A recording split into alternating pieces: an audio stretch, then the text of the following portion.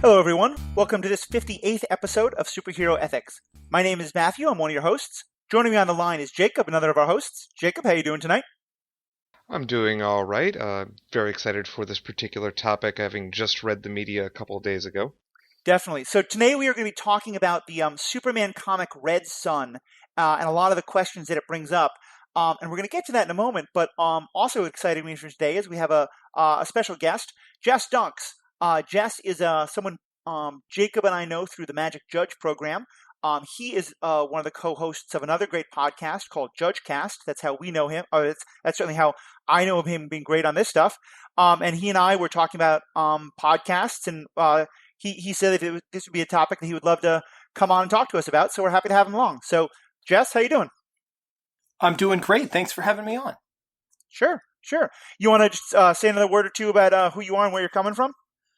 Sure.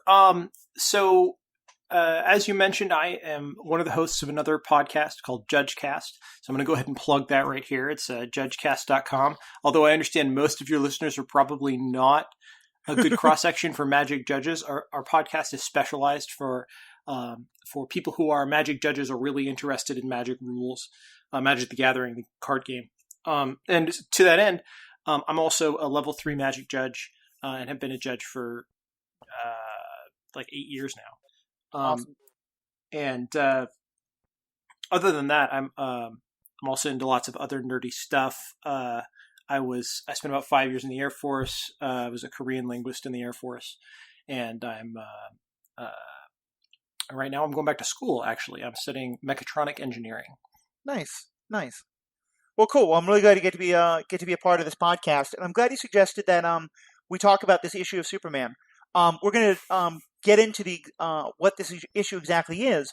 But for anyone out there who hasn't read the Red Son line of comics, the Red Son storyline in Superman, be assured the reason we're jumping into this particular one is it raises a lot of really interesting issues and questions kind of that are a lot larger than this particular story, but that are about, sort of the overall character of Superman himself, about ideas of what right and wrong and good and bad look like in totally different cultures, and what it would really do to a lot of the superheroes we know from the DC universe to put them in a very different context. So I hope, whether or not you've read Red Son, this is probably going to be a conversation that a lot of you can really sink your teeth into.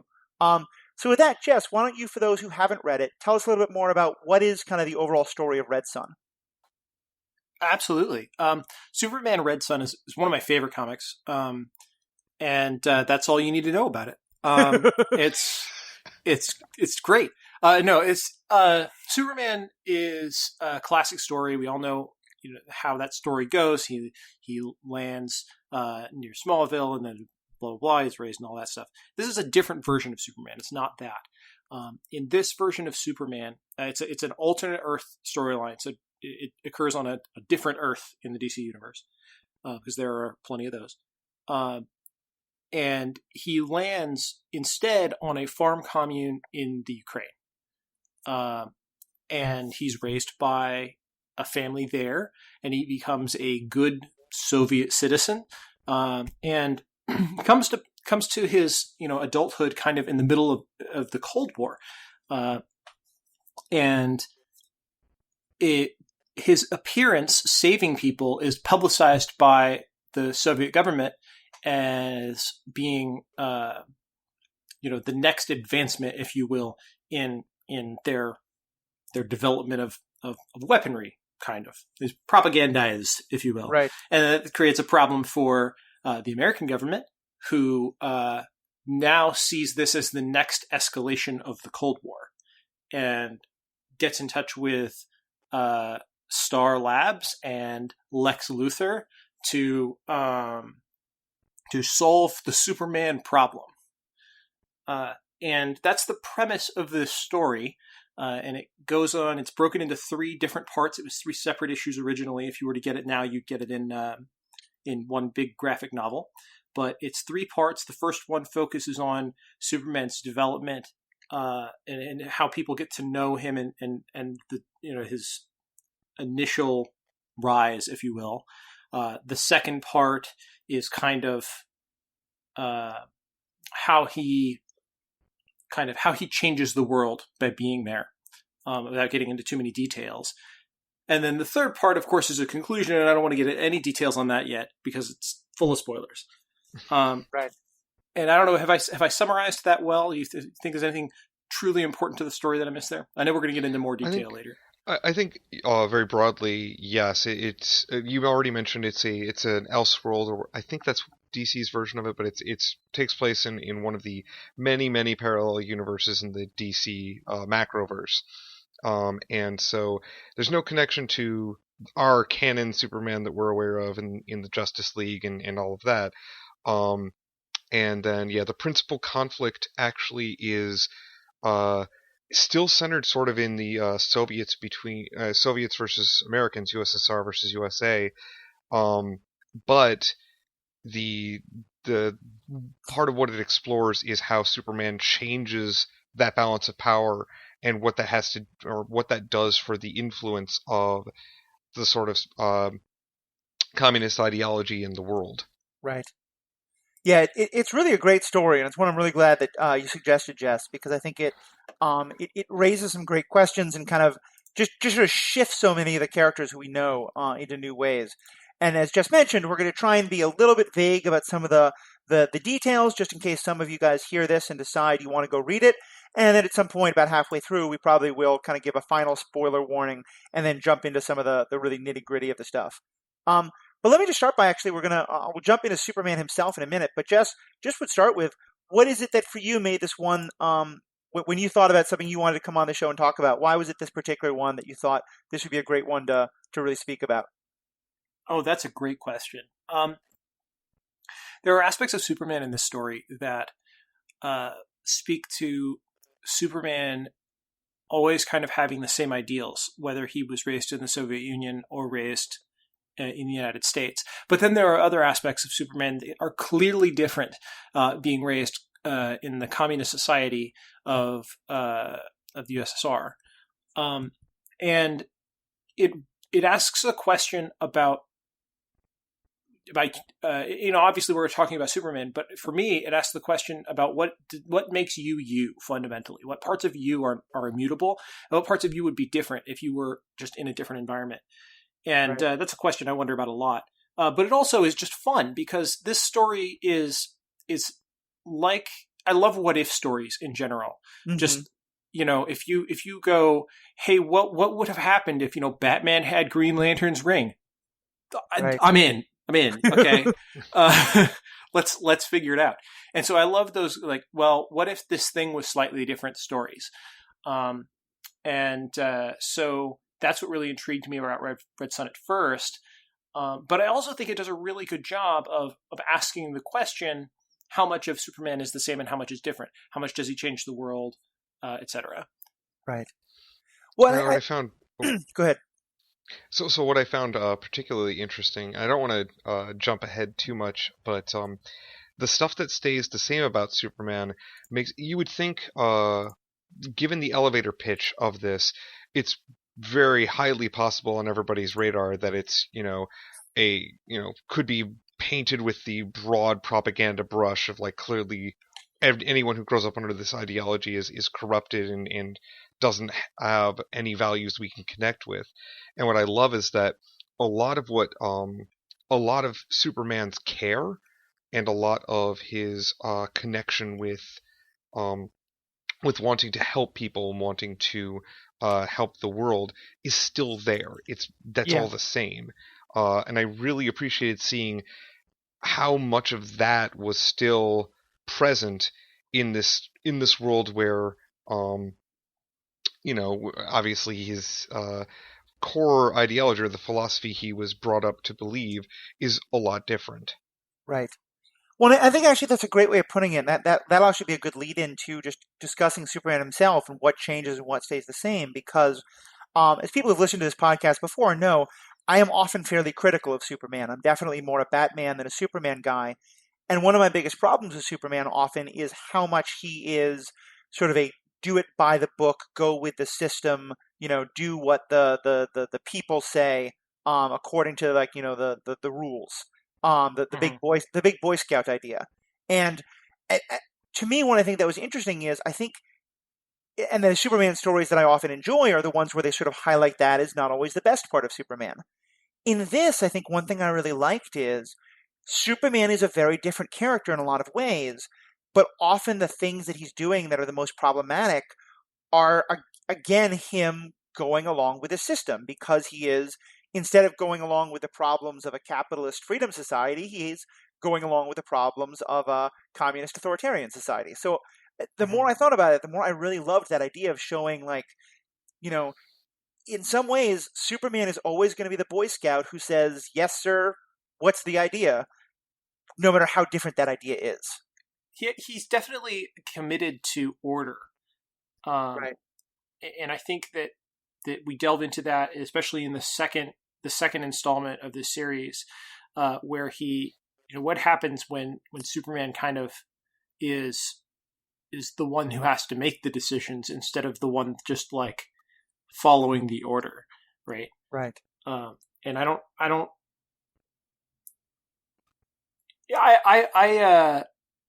personally, on a different note outside of Superman, I just think that like the more power a single entity conglomerates, whatever conglomerates, maybe not the word, connects all together in one space, the more opportunity for bad things to occur exists.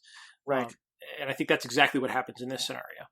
Right, and what's especially interesting, I think, is that Superman is reluctant to accumulate power beyond what he has natively. Right, so we see this in the first arc, if you will, of this 3-arc saga, where he's flitting about saving people when he becomes aware of these different disasters that are happening, which was one of the best touches I thought was he would be engaging with somebody on some like world shaping conversation, like what's the direction of the country or whatever, and then suddenly it's like, oh, sorry, I've got to go for a second. There's a power plant that's in trouble. Right. But there's a part where he's talking with a colleague slash political rival, I guess, in Piotr. It was a character who was introduced to us as a illegitimate son of Stalin. Did I get that right from the narrative? That's correct. Yeah. Yeah. So, and like he wants to succeed Stalin. Piotr wants to succeed Stalin, and Superman definitely doesn't in the early part. He's like, I don't want to be the leader of the country. That's also a common thread in Superman stories that I've read. Is he's happy to help. He's reluctant to take that leadership role where he has to make decisions. Mm-hmm. Mm-hmm. And often he ends up in analysis paralysis mode when he does have to make decisions. And my take on this, and tell me if you guys agree with this, is that this again is the sort of the difference in the two systems. In that, because just to make clear, one thing that happens in the story is that after Stalin dies, there really isn't anyone to. There's a danger of the USSR falling into anarchy, and much as he doesn't want to, Superman does basically take on the mantle of leadership of the Soviet Union. Something he never does, at least as far as I know, or very rarely does in any Superman comic set in the United States.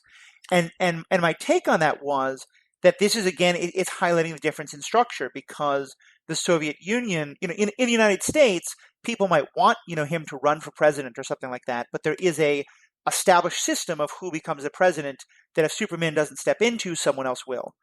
In the Soviet Union, where you really had a structure, especially in the 50s when Stalin would have died, where the idea was whoever's the strongest person in the communist structure is supposed to take over. It makes much more sense that everyone would therefore look to Superman as literally that, the ideal man, and thus you would have to sort of take over power. Is that kind of how you read that? I would agree with that. I wanted to point out, I actually wanted to read a quote from it, if that's all right. Go for it. Yes. I know. Yeah, this is a good one. Where he's speaking. It doesn't say who he's speaking to, but I assume from the backdrop he's speaking to the members of the Communist Party. And Superman says, "Why should the fact that I was born with privileges qualify me as the leader as a leader of a socialist republic? I'm sorry, comrades, but the very idea of this is in complete contradiction to everything we were raised to believe in." And what you kind of pointed out there just a moment ago is that idea that he says is in, contradiction to what he was raised to believe in, is kind of how things worked in the Soviet Communist Party. And as we know, if you are a student of history there, that party was, very flawed in terms of some of what they said were their ideals and then what they actually did. Those did not line up. So he is going, no, I can't do this, because he doesn't say this, but basically, truth, justice, and the communist way. Right. And then it's a little bit later when he's looking around and basically he can't fix something. And that is that there are children starving. He can't fix that by breaking something or holding something up or punching something. That he decides, okay, I guess I have to be in charge. Right. Mm-hmm. No, I think that's a great point. I mean, I know historians often talk about how that you can sort of distinguish between two very different political systems of communism versus Stalinism, and that most of the Soviet Union became more Stalinistic than communist. And I think it's interesting to look at Superman in this as someone who his ideals are not necessarily Stalinist; they are communist. But he is in sort of a kind of Marxist-Leninist idealized way. But that he is, over the course of the story, kind of getting pulled more and more into that. Okay, well, I have the power, so I have to help people. And now these people are getting in the way of me helping them, so I have to stop them. It's all the sort of classic steps of going more and more into authoritarianism. But he does draw a personal line that I found very fascinating and very consistent with Superman in other stories, in that he adamantly he wants to win the culture war as a leader of the USSR, and he adamantly refuses to use military intervention in the case of the remaining holdouts of the world, because, spoiler for a little bit down the line, but not the conclusion, most of the world ends up joining the as sort of holding up a mirror to our own world.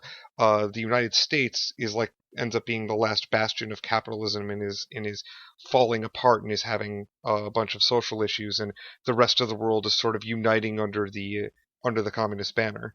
Right.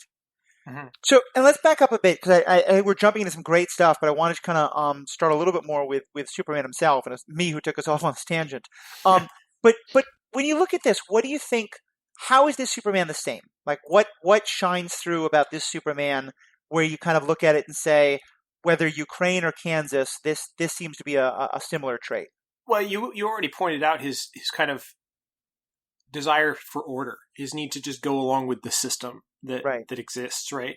He believes that he firmly believes the communist system is the right way to go about things, and I think he believes it every bit as much as his main storyline counterpart believes in democracy. And believes in, I shouldn't say democracy, but it believes in American society, if you will. Right.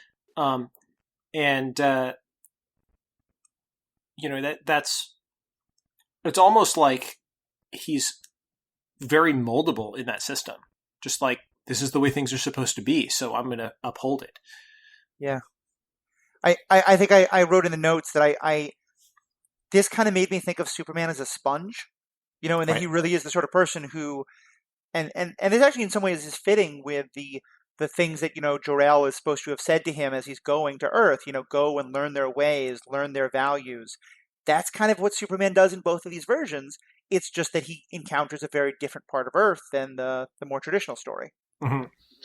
And he has this inability still to ignore a perceived need. So basically, if he feels like doing this thing will make the world a better place, for him it's a no-brainer. He immediately just does what he can to make that happen, and doesn't really proceed to the next logical step. It becomes a pitfall later where it's he's sort of taken on a slow march towards something that is ultimately not okay, but it's, each individual step, it's like, yes, this will make the world a better place, therefore I'm going to do it.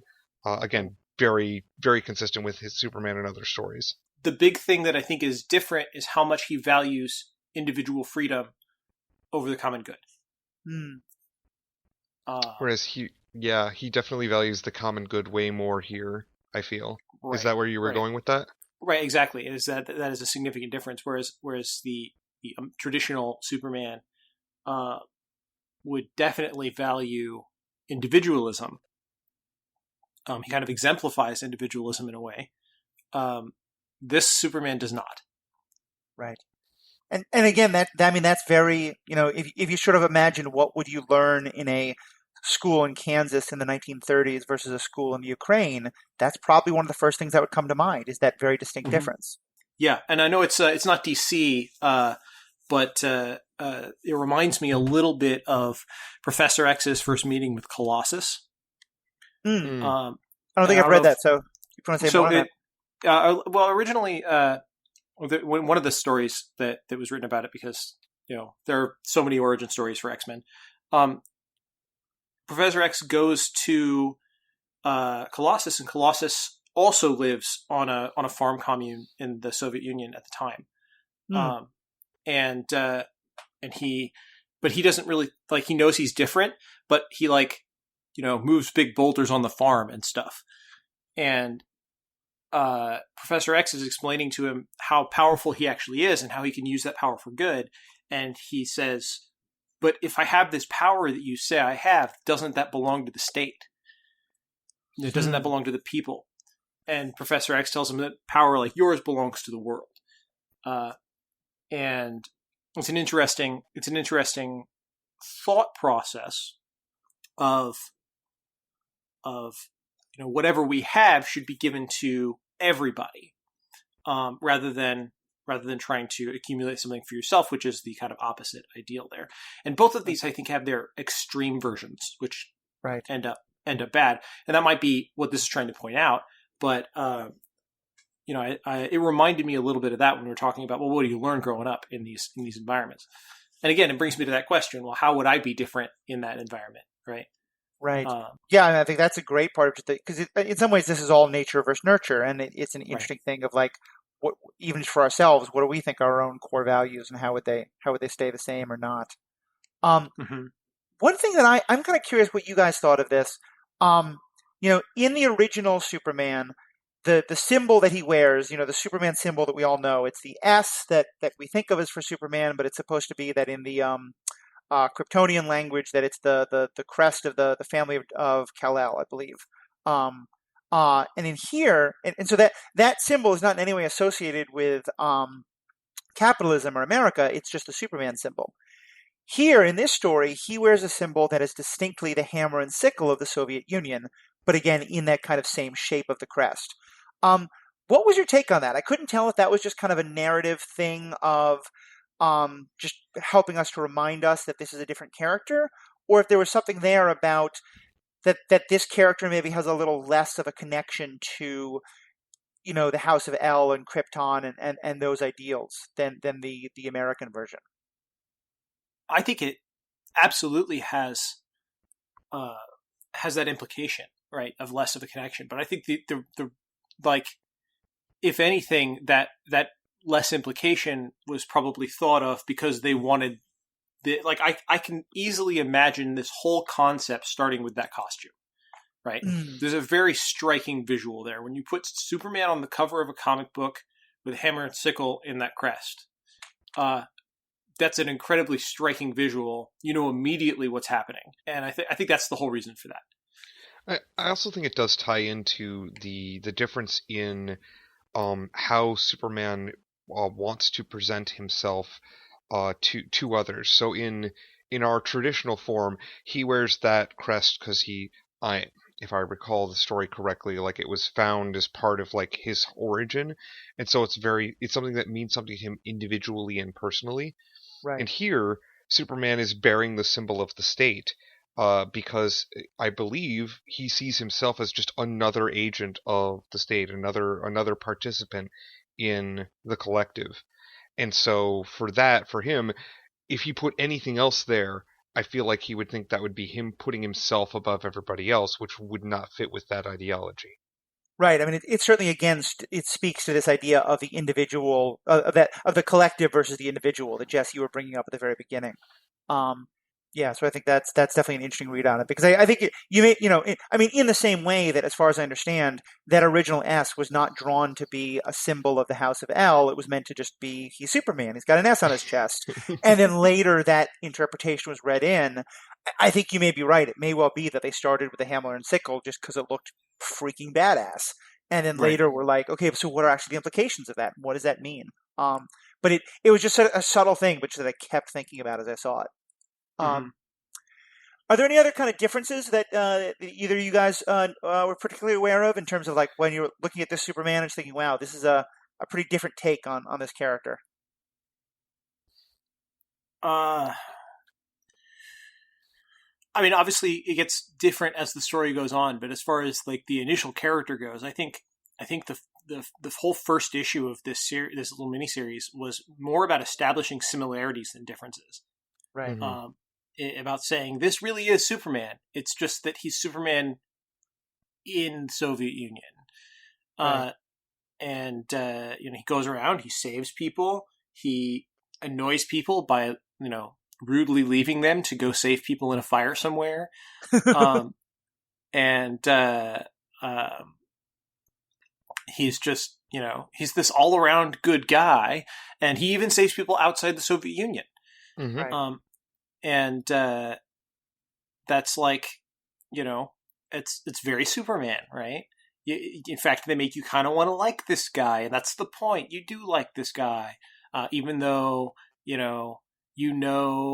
historically the Soviet Union during the Cold War was supposed to be the bad guy and all this. You still have this like affection for this character Superman, and I think they wanted to establish that right off the bat. Yeah. I mean, one thing that I noticed I thought was really interesting was they show, the American government, and I think it's President Eisenhower and the CIA and all them, immediately totally freaking out and going, oh my God, this guy's going to destroy us. He's going to destroy the American way. The Soviet Union's going to win the Cold War. And I kept waiting for that section where, he goes and builds a new Berlin Wall or, tears down the American missiles in Turkey. And it never comes. There's nothing Superman does that is him taking definitive action to defeat America in the Cold War. It's just that they can't help. And I thought this was actually a really insightful idea, is that the Americans couldn't help but see this as a weapon in the Cold War, even though Superman never tries to be that. He wants to show that the Soviet Union is great and that everyone should live under communism, but he never wants it to be okay, I'm going to use my power to go, push back the Americans in Korea or Vietnam or anything like that. Right. And they even reference that that's still going on in the rest of the world. Yeah, they do freak out, and I think that's not historically inaccurate if you consider the Red Scare, if you will. Yep. How much Americans were terrified of anything that resembled communism.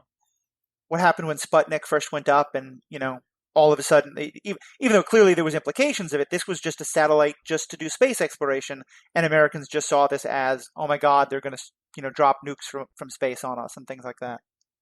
Mm-hmm. Yeah, and I can't imagine what they would think in reality if Superman existed, in the enemy's ranks, Right.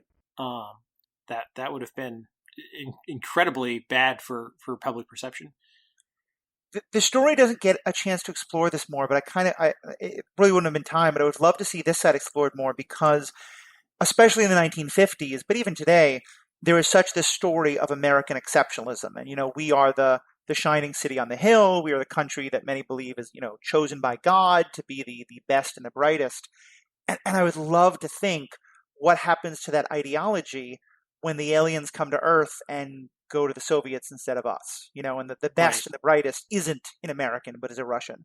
They didn't go into that too much, but they definitely imply that the Americans kind of vilify Superman, right? They're terrified of him with no reason to be terrified of it. Like other than the fact that he is powerful, they have no cause to be afraid of Superman other than that he is powerful and he is communist. The story does a good job, I think, of illustrating that the only thing they really have to be scared of, and here maybe they do have to be scared of it, is that what Superman does is to win the ideology war. That to all the rest of the world looking and saying, like, is the communist system better or is the capitalist system better? Superman being on the communist side is a powerful thing in that regard. Right. Anything else on differences, especially Jacob? I know Jess and I have gone some back and forth. Do you have any other differences you wanted to throw out before we move to the next Not thing? that doesn't spoil the stuff way toward the end, which Okay, I do not want to do because we definitely want a separation there. definitely. Do we want to talk at all about other characters? Because Yeah. Yes. they do kind of like a shotgun of other characters right at the beginning, like characters exist in Superman's reality. What are they up to in this reality? You've Right. got. Go ahead. Jimmy Olsen and Lois Lane and Mm-hmm. like Jimmy Olsen ends up working for the CIA, right? Yeah, Jimmy. Yeah, right? Lex Luthor is the scientist at Star Laboratory who is, working on behalf of the American government to stop Superman. I don't think we ever get a. He's obviously sort of very nefarious and has all sorts of like motives, but I don't think we ever get any kind of super criminal aspect to him, right? He's always kind of a legitimate part of the American plan. No, he goes rogue for a while after one of his plans fails. Oh, that's right. Yeah, he actually kills everybody in Mm-hmm. Star Labs and like goes rogue, and then some years later reemerges working for the CIA. They never explain how that happened. Right. And as you said, Jimmy Olsen is kind of helping him out. Lois Lane is married to Lex Luthor, which seemed kind of odd to me, but okay, an interesting choice. But let's in particular talk about some of the other Justice League people, because I know you were really interested in their portrayal. Jess, what did you kind of take out of this from the way it portrays characters like Hal Jordan in particular, or Wonder Woman and Batman? So moving into those characters, Wonder Woman I think is the most the same. Mm-hmm. Wonder Woman is she is still from Themyscira, if I'm pronouncing that correctly.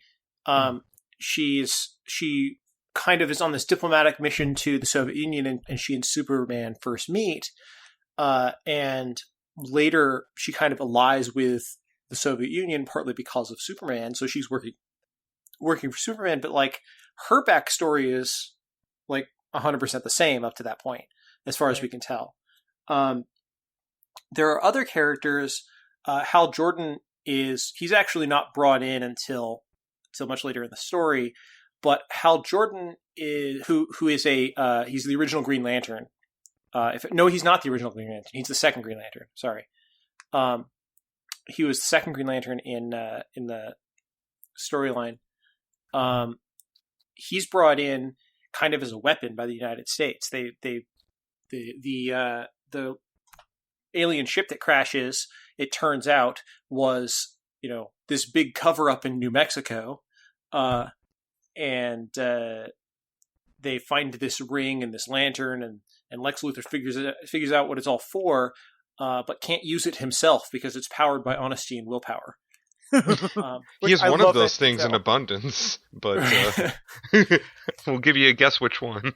But they painted Hal Jordan's character very differently. They gave him this backstory of having been a prisoner of war, and they gave him this backstory where he spent his entire time as a prisoner of war imagining building a prison for his captors, and imagining it in literal, time-dependent detail. When he was imagining building it, he didn't just imagine its existence. He imagined physically building it brick by brick. And as much time as that would take, that's how much time he took visualizing it. And despite all the fact that he was in this POW camp in Malaysia, I think.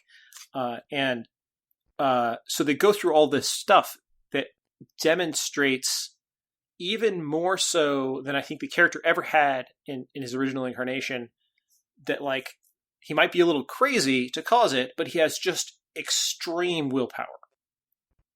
So I think they possibly painted this Hal Jordan as arguably the most powerful Green Lantern that I've seen. Now that's you can get into some arguments about that because Green Lanterns have done some crazy stuff. So not an experienced Green Lantern, but probably one of the most powerful. Does that that sounds And I'll say I mostly know I should have admitted a while ago, but my fans know my fans the listeners of this podcast know I am definitely a dirty casual. I mostly know this stuff from the TV and the movies, not the comic books themselves. So Uh-huh. my primary knowledge of Green Lantern is from the Jon Stewart of the Justice League cartoons, Mm-hmm. comics, animated TV show. But yeah, that did strike me, and certainly that it seemed that they were doing so much to highlight him as this like rock iron willed person Right. who could withstand anything. Well, he I did a don't thing that I've never seen a Green Lantern do, which I what's don't that? know if you is this too much of a spoiler to talk about this? Or I don't think he so. I Well, don't think so let either. me let me actually just say one other quick thing then about his character, like sort of as a sure. setup, and then get into it, which is because in that prison thing, I don't know the exact details, but I remember in part of the stories about his eulogy when John McCain passed away, it was mentioned many times that he did something like nowhere near as extreme, but he did something similar in terms of Uh-huh. like this long ongoing visualization of how he would, deal with his captors when he was in that North Vietnamese prison cell. Um, and maybe that was just me because I know a lot about McCain, but I certainly was reading Hal Jordan's story and thinking of that, and was wondering if that was meant to be one more way of highlighting like this is not just a heroic soldier. This is very, very much an American soldier. This is Hal hmm Jordan is now very much a stand-in of, peace, justice, and the American way in the way that Superman would have been had he landed in Kansas. Did either of you guys have a take like that? I definitely saw the John McCain parallel. I wish one of my biggest problems with this comic is honestly that it didn't delve more into this character. Mm, Um, I think he would have been a great antagonist for this Superman. But I don't know about so much of the like truth, justice in the American way, or however you phrased it. But I agree that he definitely was being painted as a hero, right? He was right. definitely being painted as like the ultimate American good guy, and clearly he was being manipulated by Lex Luthor. Um, Which so is the yeah, story of most American characters through the course of this storyline. right, So yeah, it's not any different, and that's I think why we end up getting a lot less of him, because the way it's painted in the story, he's just another tool that Lex is. I don't want to call him a tool because his character's very impressive, but in terms of he's another weapon that Lex levies against Superman, hmm and in that sense, it's less about what he can do. I feel like the whole thing about building that prison brick by brick was a very powerful metaphor, very very powerful visual. Is basically meant to sell us on why Lex Luthor was convinced that this person is the ideal candidate for this power that he's now figured out. Oh, so yeah. So with that, let me just kind of give a spoiler warning. We're now going to start to dive into some more of the exact details of the story. I think, frankly, even knowing them, it'll still be a really good read. But for anybody who really wants to read the story and fully experience it without knowing things, I would say hit pause right now. You can certainly better to purchase it if you can, but this story is available online. Um, hmm if you search for Red Sun, you can find it, read it, and then if you want to come back, because now we're going to start getting into some more spoiler territory. So with that, I go ahead. you can get the Kindle ebook for like less than $10. Mm, Hmm. yeah, definitely a good way to do it So then. And I so if you really purchased a physical copy from my local comic book store, which they do like your business. So if you're into that at all, I would encourage you to do that. I have both a physical copy and the digital copy. Oh, Awesome. you're one of those people. Um, no, the truth is, so actually, here's what happened: is prior to recording this podcast, I wanted to make sure I had reread it, um, Hmm.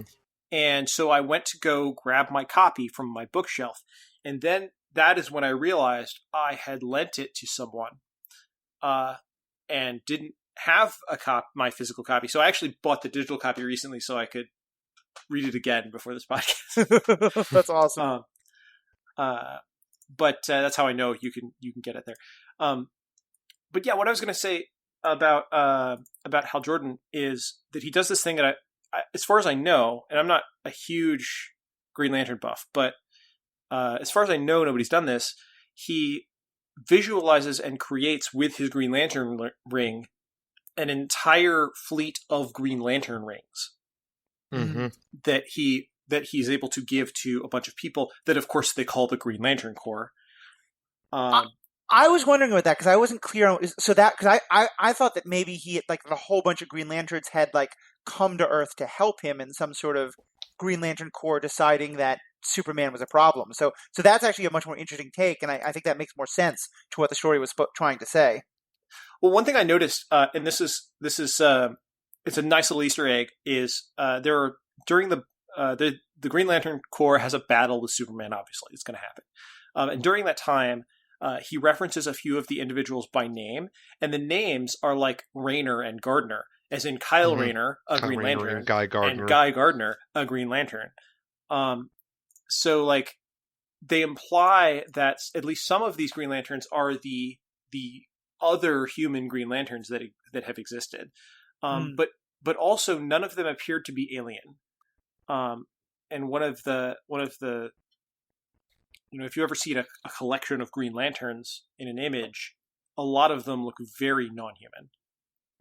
And we didn't see that. So it definitely led me to thinking that he was actually creating these other rings. And then when Superman eventually defeats them, it's because he takes Hal Jordan's ring. Right. And when he does that, the problem goes away. His problem, which is the Green Lantern Corps. So that's what led me to believe that all of those rings were a construct of Hal Jordan's imagination. Yeah, I mean, that certainly would be a good reading of it. And it's interesting to say that certainly my understanding for what we're talking about here is that it's not 100% clear, which I also think is kind of an interesting perspective. Yeah, it's not. They talk about how how powerful and how strong his will is and everything, and then they just kind of like suddenly surprise you with this, and there's like 100 of them out of nowhere, which I thought was pretty cool. Yeah, I mean, the visuals that we get, he's the only one not encased in a full green light suit. And and there's never a moment in that scene where his ring is not glowing even when it's not projecting things. So I didn't get that when I read it through the first time. That wasn't something that I thought of about where the other rings came from. But it tracks. And if so, it is the most impressive thing I've seen a Green Lantern do in any comics I've read. Because I didn't think that was like the Green Lantern power presumably has no limits, right? But I've never seen it do something where it's like, I'm just going to procreate because I feel like it. Let me give this power to a bunch of other people. It's just, yeah. Well, and this raises a question that I had, and again, I'm not as versed in the comics DC lore as either of you may be, so maybe you can better educate me here. But there were things that Superman did, both the level of his perception of like problems happening everywhere, some of his interactions with others, but especially once we see that Hal Jordan is super, super plus-size Green Lantern, and Superman is still able to defeat him quite easily. I thought that was really disappointing. Well, yeah. It seemed disappointing as a story, but I'm also wondering, was your take that this Superman is supposed to be significantly more powerful than the Superman of the American Superman? Because certainly he seemed, relative to the other Justice League type people, much more powerful. So my read on it was, and this is consistent with other Superman stories that I'm aware of, that the older Superman, when we get to the end of the story, is significantly more powerful. He's, and that's something I've it's something I if I'm remembering correctly, is consistent with the stories, where as he gets older, there's like the amount of yellow sun ray absorption he has had has made him stronger. And I think that's what's occurring here. This is a, by the time we get to that point in the story, we're talking like 2004. Right. And all these characters are much older, and I think that's just what's happening there. Right, he's just been soaking up so much of those good rays that he's just now like supercharged, and that So that's something that's mentioned in Kingdom Come as well, if you remember, Matthew, that he's been hanging out in Kansas just soaking up sun and not doing anything for years and years and years, and so when he makes his return to the scene, he is the strongest he's ever been. Now, a narrative, like an in-world example of this, in this story, you'll see that in the case of fighting the Green Lanterns, he is able to, and the way he defeats them is by moving so fast that Hal Jordan can't keep up and stealing his ring from him, just like running up and taking his ring. Mm-hmm. And just the phenomenal speed he would have to exhibit to do that is clear. But there's an earlier point where he's fighting Batman, and he could have pulled off the same trick, and he didn't. Yeah, that's a good point. And so that at first I thought that was an inconsistent thing, but if his powers grew stronger with age, it's not inconsistent. And just another point on that, it's not just the speed either. The amount of control he has to have to not also rip off the finger with it is like, yeah. Again, it's something that our Earth Superman usually can't do something quite that good. The Flash can, but not not Kal-El. That makes sense. But from a perspective of, so that particular conflict happens right toward the end of the show, sort of what's the word I want to use? Cognitive showdown between Lex Luthor and Superman, because there's a lot of physical threats thrown at Superman, but ultimately what Lex Luthor does that proves to be the best foil to him is to effectively introduce and win an intellectual argument. Right. Which part of the reason that works, of course, is that Superman, and this is something I alluded to earlier, and now we said spoilers are on, right? Yep, we're good for that. So Superman, at one point, Brainiac enters the picture, and this is not a fabrication of Lex Luthor. Brainiac is, I'm given to understand, visits Earth, etc. And he is in some ways in league with Lex Luthor, it is implied. Right, exactly. But he's not a creation of him. Correct. And so Lex sicks Brainiac on Superman, and Superman believes that what he has done is reprogram Brainiac to, serve the common good.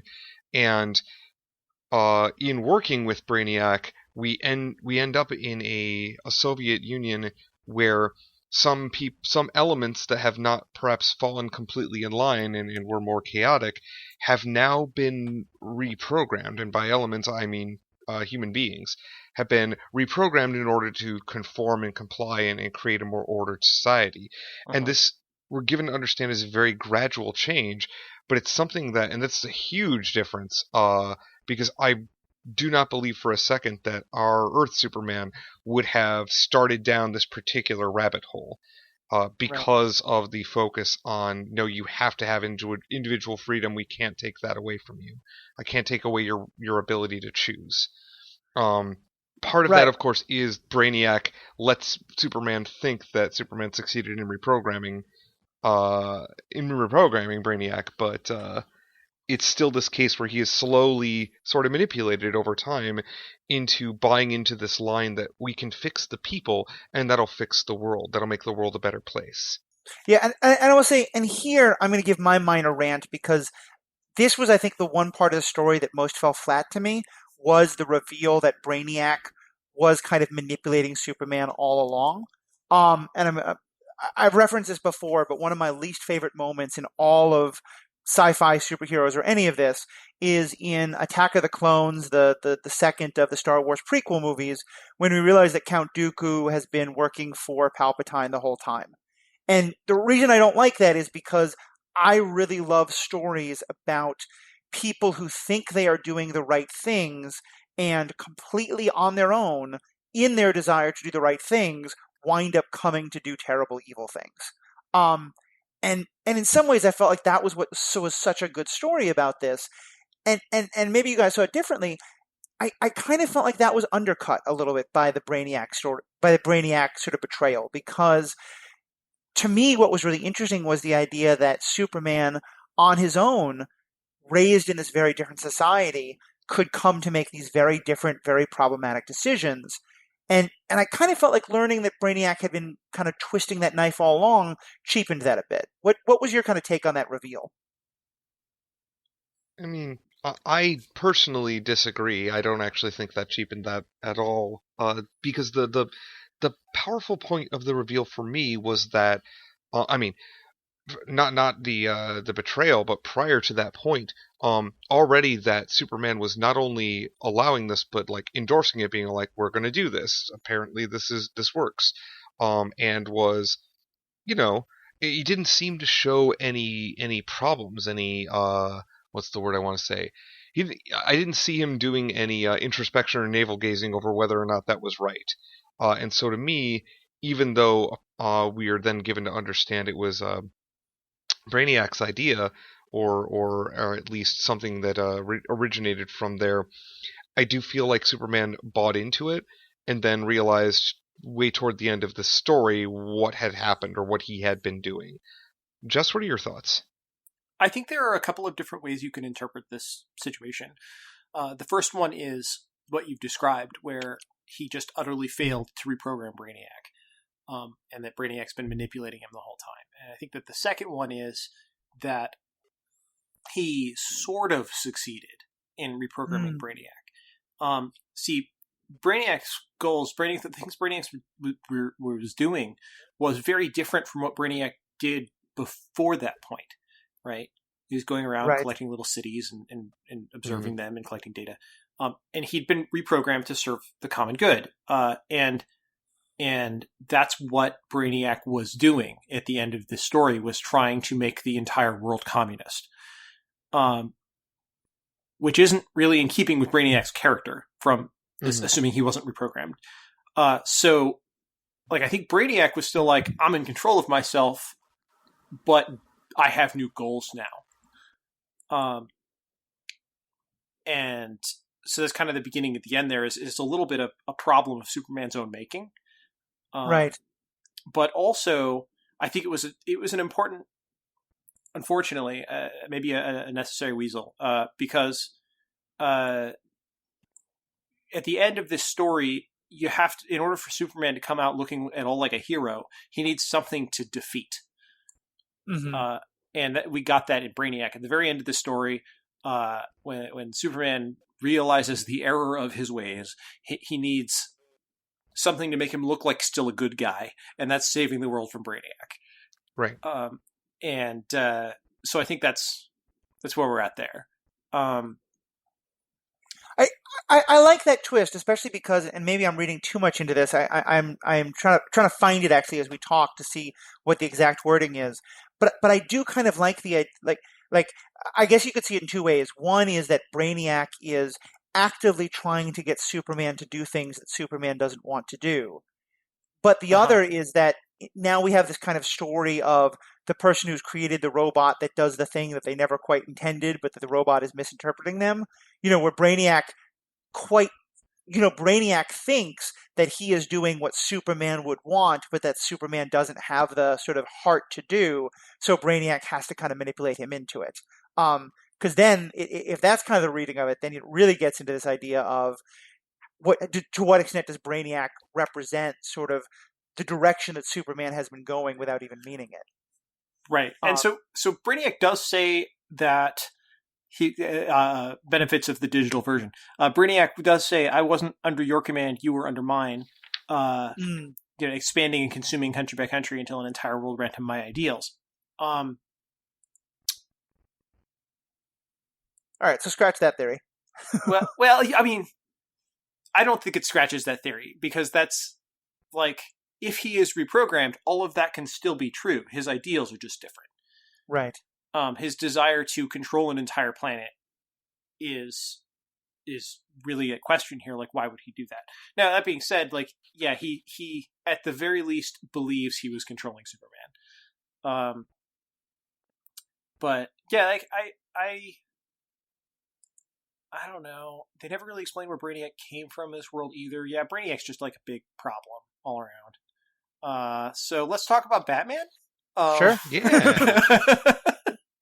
I like punting. Go ahead. So in the middle portion of the story, we're introduced to Batman, who we mentioned Piotr earlier, right?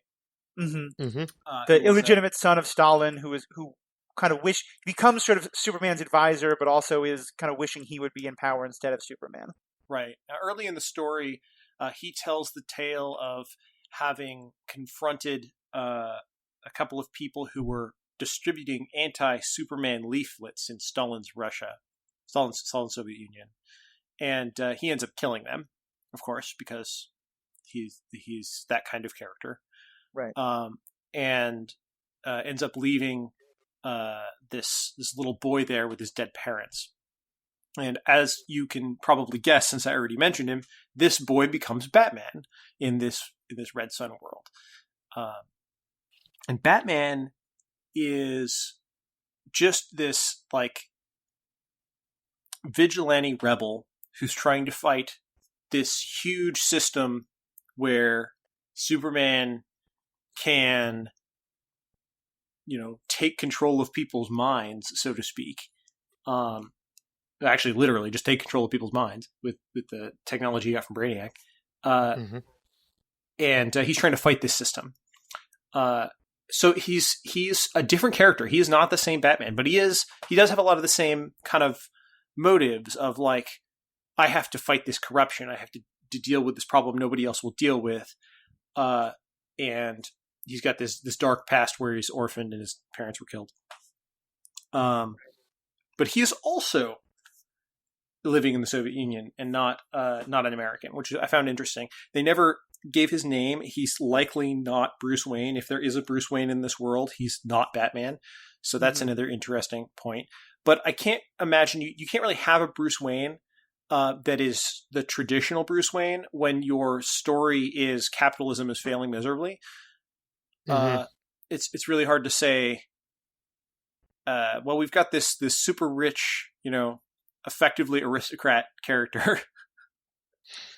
Yeah, and you and I were discussing this on text a little bit. I went back and reread this, and I realized it never really answers, because to me I'm looking at the page when he's introduced, and it describes Batman as Superman is describing him as a force of chaos in my world of perfect order, the dark side of the Soviet dream, rumored to be 1,000 murdered dissidents. So he's clearly not supposed to be like an American agent. He's as you said, he's a Russian, a Soviet himself. And I remember reading it wondering, is he supposed to be the person who's fighting to sort of overthrow communism because he wants capitalism and wants to stop Superman? Or is he supposed to be kind of like a Trotskyite, like Stalin is impure communism? It should be like the anarchy of communism. Like, is he kind of coming at it from the left or the right in terms of what direction is he attacking Superman from? Right. And I wish they had gone into a little bit more about that, because I think that would be really fascinating. But even so, he winds up being, I think, a very interesting foil to this version of Superman. Mm-hmm, mm-hmm. And the way he does this, since we're in Spoilerland, the way he does this is ultimately he has this plot where he somehow captures Wonder Woman off screen, which I kind of wish they'd explained, but they didn't. Uh-huh. And we find Wonder Woman has been tied up in her own lasso of truth, and this in this way he's set up a trap for Superman. And what Superman doesn't know is that through Piotr, ironically, Batman has been in contact, or at least gotten technology from the United States of America at this point. That means from Lex Luthor. And Superman walks into a trap where he is bombarded by red sunlight, basically. And it zaps his power, and Batman starts beating the crap out of him, and he doesn't know what's going on, because for the first time in his adult life, he actually has the ability to be injured and bleed. And Batman beats him up, throws him in an underground cell. This whole thing takes place at an old, it's an old prison, right? It's one of Stalin's prisons for political dissidents. I think it's yes, it is. It's definitely one of the now abandoned prisons. And so anyway, he throws Superman down there, at which point Superman encourages Wonder Woman to find the power source for these lights and destroy it. And in order to do that, and he knows this, she'll have to break the lasso of truth. And when I first read this story, I'm just like, wait, hold on, what is he talking about? You can't break the lasso of truth. And then she does it, and just like busts out of it. And it like after this point, she's just burned up. Like, I mean, literally burned up. Like, there's smoke coming off of her. And she looks older and has gray hair. And I've been thinking about that a lot. I've been trying to figure out, like, why did she look that way exactly? What's going on? And I was wondering, a thought occurred to me, and that is, how old is she at this point? Because Wonder Woman doesn't age, right? Right. Diana is approximately Superman's contemporary, right? Well, maybe. Yeah, we don't actually and I don't know canonically which one of them was actually born first. Right. I mean, by some definition, certainly by the movie, which I know Jacob you haven't seen, but by the movie and I think by some of the canon versions, she is as old as the Greek gods. I mean, she was born sometime around whenever sort of the time of Zeus and the heroes was, and like all of the sort of Greek mythology, she aged to be, perfect young adulthood and then never aged further. So depending on exactly where you think her powers come from in this world, it might be that, there have been a couple of instances where in other stories where the lasso has broken, and usually it comes with a rejection of truth. And I think, Jacob, you mentioned this earlier when we were talking about that. Yes. The incident. Bizarro broke it once because Bizarro is the opposite of everything. He cannot speak truth. Right. It's this whole thing, yes. So that was just a silly idea wrapping him up in the lasso. Should have thought that one through. But her breaking it would effectively, in my mind, be kind of a rejection of whatever of the gods granting her powers. Unless depending on where you view her powers coming from. And so my thought was maybe she lost some of her powers. Maybe that whole anti-aging thing has now gone away, and she's just old now. Mm-hmm. Yeah, that was certainly my take. I mean, it's consistent with some. There's a there's a comic series within the canon Justice League set called Golden Perfect, wherein Wonder Woman breaks the lasso, and there's a very similar effect. She has to do it for I don't remember exactly what the reasons are, but then it gets repaired and everything's fine. But it's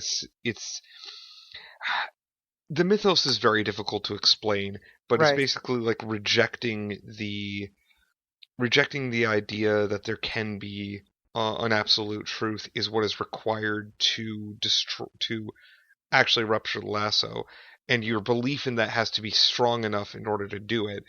And it's so antithetical to a lot of what Diana believes that like it has a real physical impact on her.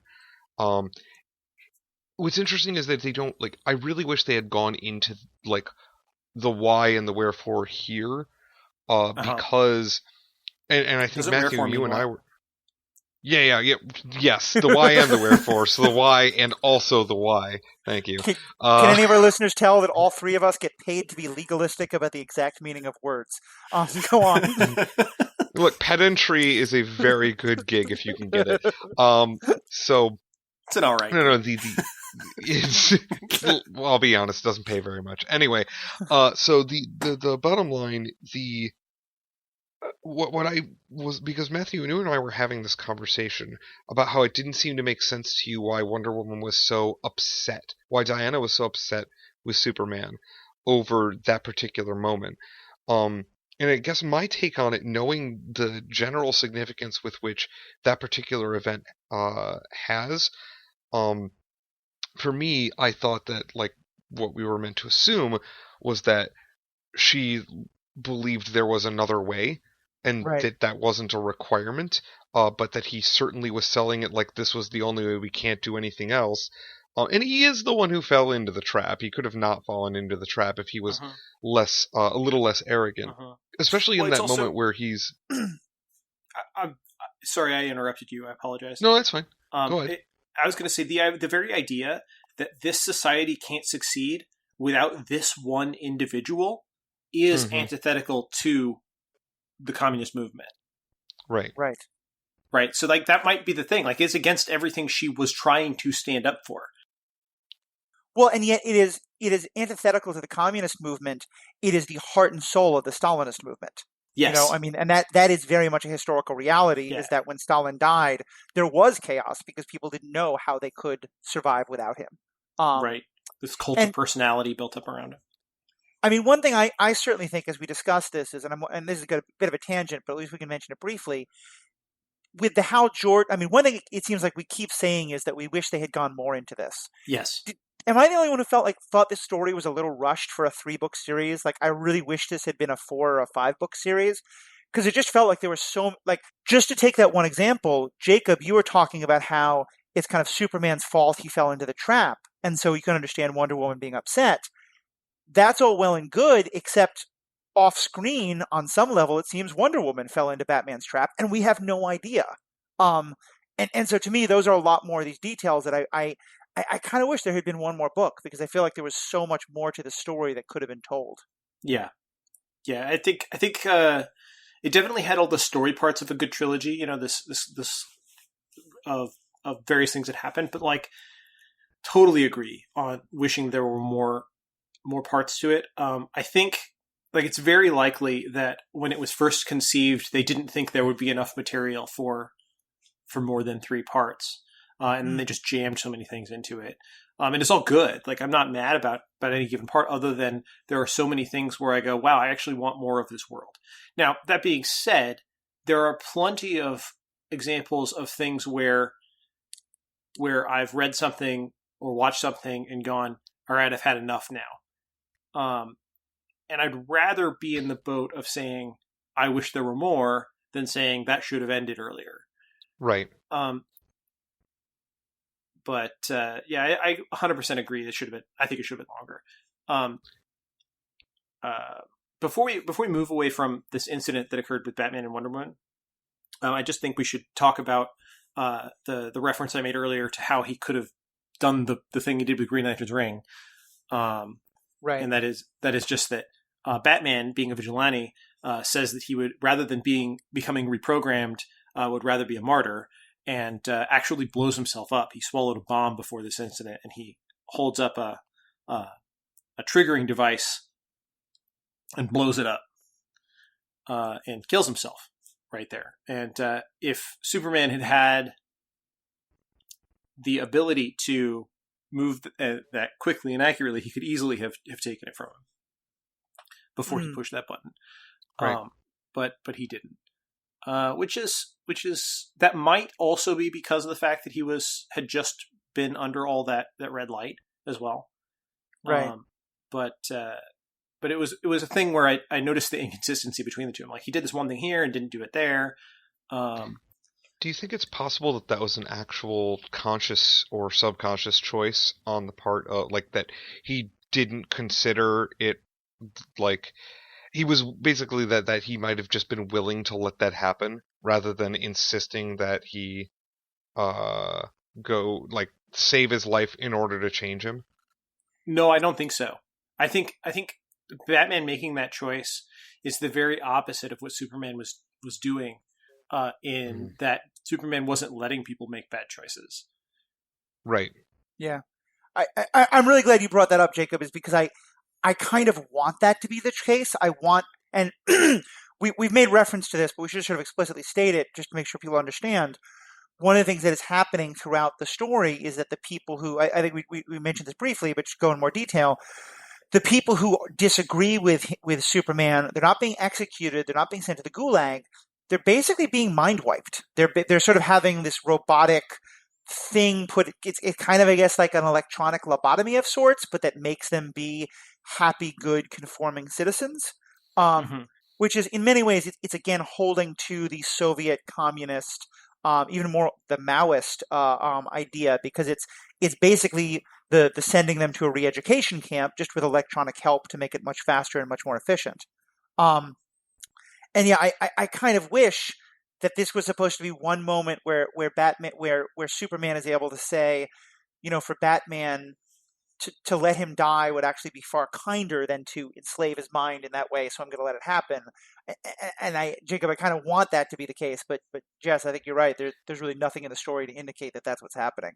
Yeah, I think Jess is right here too. I just wanted to ask the question so that we could have exactly this conversation before but before we move on or go to another point. I just wanted to say we paid a very small amount of words to it. I would like to register my complaint of this being yet another comic book where we've tied Wonder Woman up in her own lasso. That is, Yep. It's way more common than it ought to be, and if we didn't call it out as being potentially problematic, or in this case definitely problematic, I would feel bad about it. I'm glad you point that out, because I do think, and it's there's a lot there that you can go into, because there's so much about the original history of Wonder Woman and the guy who wrote it and his interests in bondage, and it's very intentional that happens. But I think you're right, also very problematic, and that's one element from the history from the 1930s and 40s that I kind of wish we'd left behind. I mean, do you think the fact that they didn't bother explaining how it happened could be kind of a nod to how ridiculous it is? Yeah, I think it is entirely possible. But at the same time, if you can't tell me how it happened, maybe it didn't happen. Right. But it is a little bit what you're saying is like, it's sort of that idea of if you have to talk about sexual violence and stuff, have it happen off screen. And at least here it is happening off screen in a way I appreciate. Well, sure. I kind of meant that it might have been an intentional nod. I don't know if this is true or not at all. But my thought was the fact that it happened off screen might have been kind of a nod to, like, yeah, we know this happens all the time. Oh, yeah, I see what you're saying. Yeah, I like that point too. Two last things I just want to say quickly on Wonder Woman, and before we kind of move on to the next thing. First of all, just my one little soapbox. I am always a Diana and Bruce OTP. So anything that has Diana and Superman flirting, I'm always like, no, Diana and Batman. I think that's mostly just from the Justice League TV show. It's not really canon in other places, but that's just my one thing. The other is just to make a meta point that I love that we are. I've commented before, I think Superman is most interesting when Batman is his foil and vice versa. And in a kind of an ironic thing, after this episode, the next episode is probably going to be Jacob and I talking about Luke Cage. But the episode after that, we're going to have a different guest, also named Jess, Jessica Plummer, who's been a guest with us before. She came on to talk about Punisher. She's going to come back specifically to talk about the tension between Batman and Superman. So I'll kind of throw that out both just as a teaser for the listeners, but also just to say it's one thing that I like so much about this book because it highlights the tension. I think it's a great way of showing like that this tension between Superman and Batman can still be there, even if you put them in a totally different setting. And interestingly, it's the same kind of argument, where even in, for example, Kingdom Come, the argument between them is effectively authoritarianism and control to establish order versus sort of I guess what Batman is fighting against here. He's really kind of a terrorist, right? I think in fact they call that out, right? He's blowing things up and. Our introduction to him is blowing up a building. Now he does have an automated announcement in the building that says it's going to blow up in 4 minutes, which I thought was kind of a plot hole because, like, if Superman can hear things are happening anywhere in the country, giving him 4 minutes to find the bomb shouldn't be that hard. Yeah, well, you see, Batman found the right frequency to make that go at. That was in Superman's blind zone for his ears, whatever you would call that. Yeah, right? Because Batman, because comic books. And to some extent, it is. Some other commentator, I think, on the DC On Screen podcast, has made this point that as Superman has gotten more and more power, originally he didn't even fly; he leapt tall buildings, but that as he has canonically become more and more powerful, you do often get to a point where Superman's powers by themselves make the drama of a story pretty much impossible. and that to find a way to make a story with Superman interesting, you have to nerf his powers in some way. Yes. Well, so it could be intentionally nerfing, and it could also just be an issue. I've seen this before where the authors kind of just forget that power would stop this problem. That happened. That actually literally happened a lot in the series Heroes. I don't know if are you guys familiar with the series Heroes? I am, yeah. So as time went on, there's a character named Sylar in that series who takes on a bunch of different powers throughout the course of its several seasons. And as the show wore on, whenever they were writing stuff, the writers would sometimes just forget which powers Sylar had. Yeah. In DC fandom, often there is a pretty heavy criticism leveled against Superman specifically for basically the canon explanation is Superman keeps forgetting he can do these things because he's got such a laundry list of stuff that he can do. At one point, there's a famous panel of a comic where Superman is behind some bars and he's got his fingers on them. He's like, I'm going to break through these bars using super friction. He definitely has heat vision, has definitely used it before that point. So the funny thing is, like, yeah, he just forgot he could do his with his eyes. That's really funny. That's really funny. Yep. I wonder if I could find that for the show notes. They do make a slight nod to something like that at the beginning of this comic series. There's a point where he's trying to save actual Metropolis, by the way, trying to save Metropolis from a falling satellite, right? Mm-hmm. And he actually mentions that, like, this was not the best way to have done this. Where he just like tries to catch it and move it, and he's like, "Yeah, my powers were still new then, and I, in retrospect, I can think of 100 other ways I could have handled this." Right. Instead, he went for the most dramatic, I think, is what he said, where he crashed it into the ocean. Right. Yep. Yeah, he's like, I could have just, obliterated it with my heat vision or any number of things. And instead I chose this other thing. So let's kind of try to move. We are now well past the 1 hour point, and we have a couple more things I want to make sure we get to. No. No, that's fine. No, Jacob, I think we should acknowledge you and I are very good at keeping us to 1 hour. It's only because Jess is on that we're past 100%. Like, sometimes we do a tight 45 minutes even of not talking about the topic at hand, and then we do like an hour and a half of talking about it. and that last started that just shattered for all of us. You started that, you're like, oh, sometimes we do 45 minutes, and I'm thinking, man, they keep it to 45 minutes, and then you're like, and then we do other stuff. No, we never do. I want to make one quick point and then kind of jump back into what we talked about with Brainiac and what he does and how Lex Luthor's mental battle and how that all ties together, because I think there's a lot of great stuff to discuss there. But just in terms of this thing with that what Superman does about sort of creating these re-educated lobotomized citizens, I'm really glad, Jess, you brought up that story of Professor X and Colossus, and Professor X saying, your powers aren't for the state, they're for the world. Because to me, I've mentioned this before on other podcasts, I am not a big fan of Professor X, and I think in a lot of ways Professor X is a very terrifying character. Yeah. In a lot of ways, because I think of Professor X as being very comfortable with the kind of thing that Superman is doing here. He's very comfortable saying, okay, well, your brain is going to make you do bad things, so I'm going to change your brain. And I love, I hadn't even known that, but that specific words you said, when he says your powers aren't for the state, they're for the world, my response is, wait, why aren't his powers for him? Right. Professor X has just as little sense of individuality as communist Superman here does. And to be fair to Professor X, which is a very weird statement to make in abstract, but he does sort of have this low level, like, hearing how people think thing all of the time, and so for him it's entirely possible that individuality doesn't it's harder for him to process, right? He's sort of always hearing what other people are thinking. It's like the telepaths in Babylon 5. Yeah.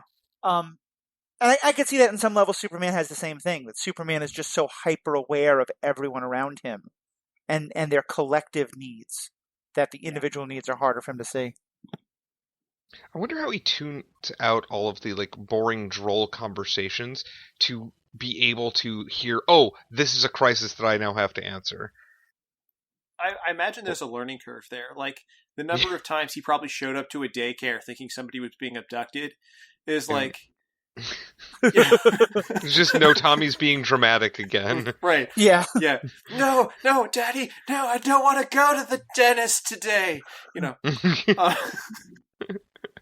Well, and it is, I'll admit, it's always one of the things I find a little bit hand-wavy about telepath characters or any kind of characters who we're supposed to believe have so much more sensory input coming in that it just, I always have a little bit of a reality problem with the filtering and sort of being able to go, okay, well, just that he's a superhero, they're able to do it.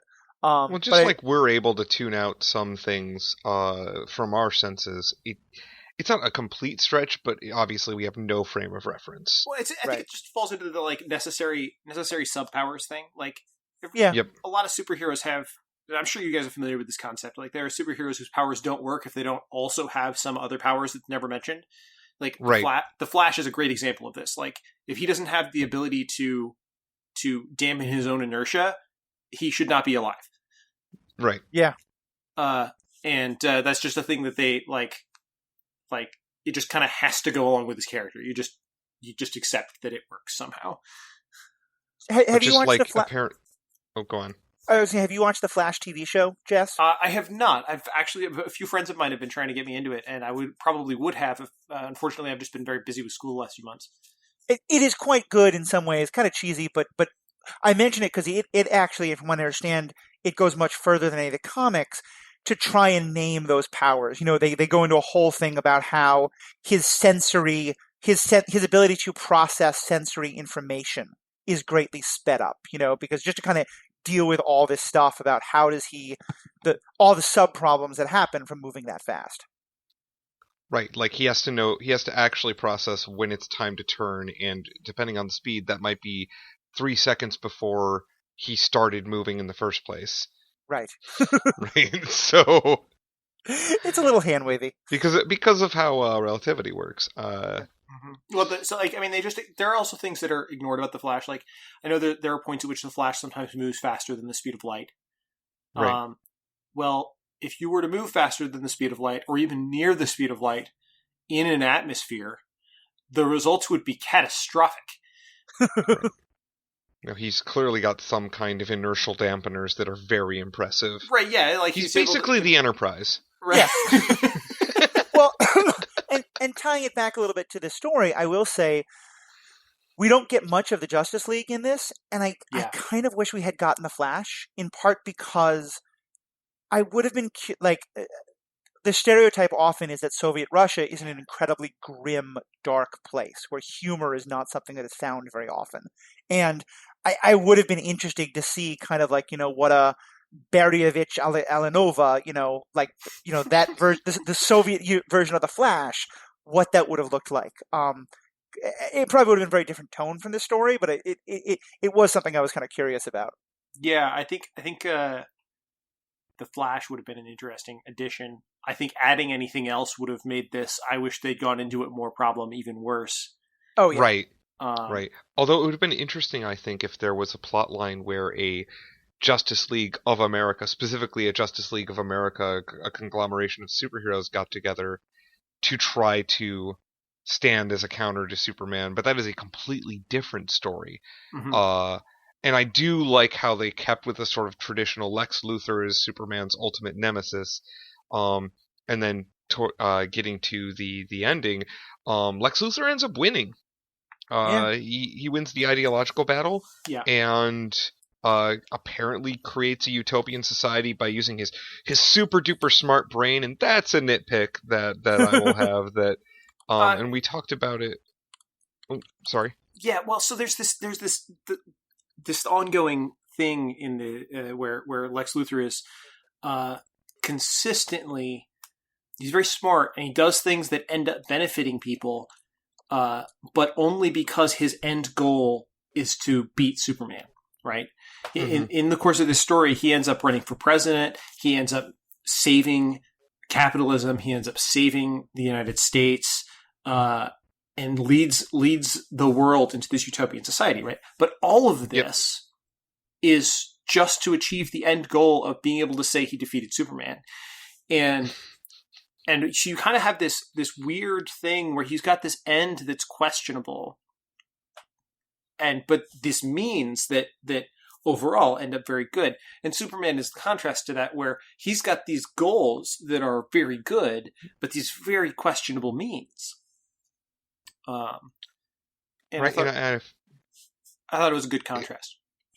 And it also gives you a very nice sort of gray painting to look at, because I can't sit here and say that I'm, if we were trying to make a Civil War style whose team are you on thing here, I wouldn't be able to say Team Superman or Team Lex. Like, I couldn't do it. Like both of them. There's like I have a problem with Superman's means 100%, right?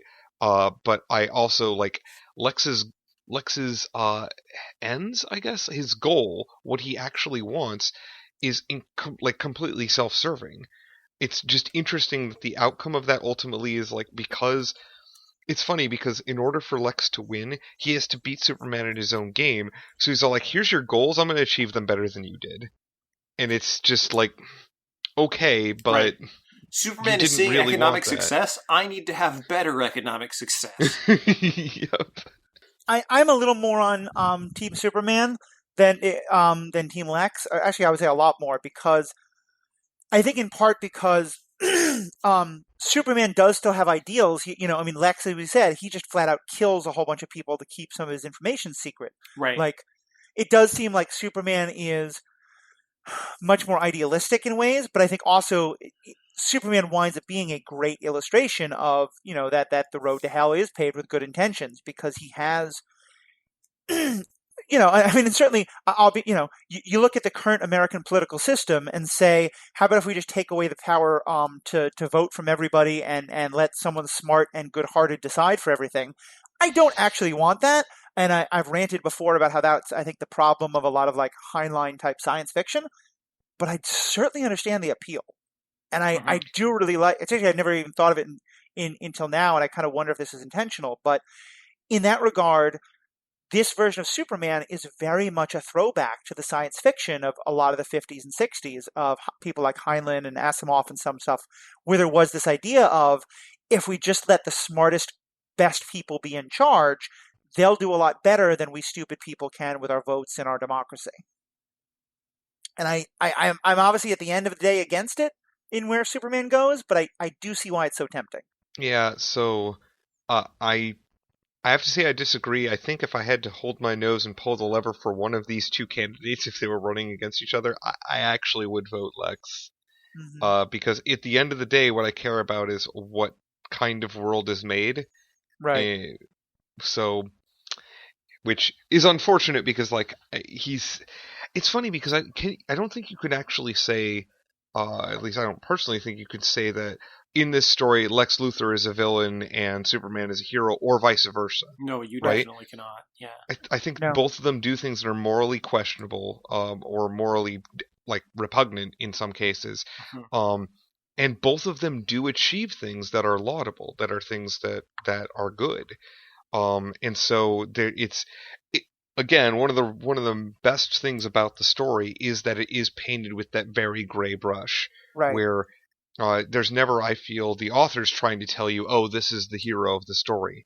It's definitely told mostly from the perspective of Superman, and in some scenes from the perspective of Lex, and in other scenes, some of my more favorite ones, from the perspective of Lois Lane, who I feel really bad for, or I guess Lois Luthor, who I feel really bad for, because I don't feel like she had a very good marriage.